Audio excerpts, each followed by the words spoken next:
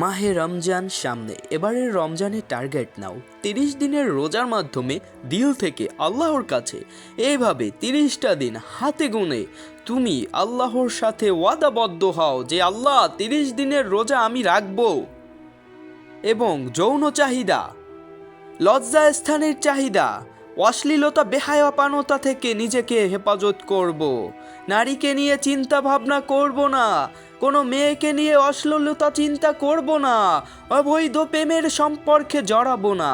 এই সব ত্যাগ করে 30 দিন মনোযোগ দিয়ে নামাজ পড়ব, রোজা রাখব, সেহরি করব, ইফতারি সারব, ইমাম সাহেবের সাথে সুসম্পর্ক করব, ইমাম সাহেবের সাথে ভালো সম্পর্ক করে 30টা দিন চলবো।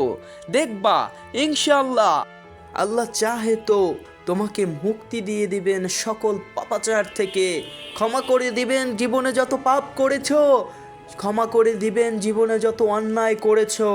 ইনশাআল্লাহ তুমি হবে একজন গুণী ব্যক্তি এবং আল্লাহ তাআলার একজন প্রিয় বান্দা।